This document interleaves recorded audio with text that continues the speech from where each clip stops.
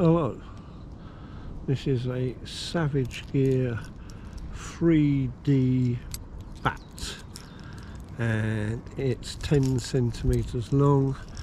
There's these two flapping wings. I can't remember how much it weighed, but I'll put a link in the description of the video. Well, there we go. It's a bat. Now you got to ask yourself, how often fish take bats? I mean, they probably do eat the odd bat now and then, but how many times do you actually see a bat swimming on the water? I would suggest not that much. The time that I really see a lot of bats is when you're fly fishing at night. It's the vibration of the fly line and the rod attracts them, but I never really see bats swimming across the water, so I don't know why they thought this would be a good idea. Anyway, to the action of it, it casts all right. It doesn't cast great. It feels like you're casting something a bit, I suppose, because it's very thick. You know, it doesn't cast great, but it casts all right.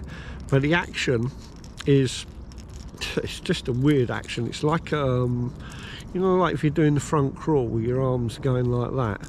Well, for some reason, that's how it seems to go in the water. It looks exactly like that. Honestly, I don't see the point of it at all. Someone gave me this, which is, you know, it's my way out of anyone thinking I was stupid enough to buy one, because I wouldn't be stupid enough to buy one. You know, Savage Gear do duck lures and stuff like that. Now, I have seen pike eat duck. And obviously they do eat duck, you know, they're opportunist feeders, and I'm sure they would eat a bat, but you know, why bother with a bat? Why not just have a duck? You know, frogs, which they certainly eat a lot of. Yeah, anyway, I don't see the point in it. To me, it's a gimmicky lure. It's a waste of money, and you know, unless you particularly want to go out and say, I caught a fish on a bat lure, then I would advise you not to buy one. They're not particularly fun to use. They cause a lot of commotion on the water.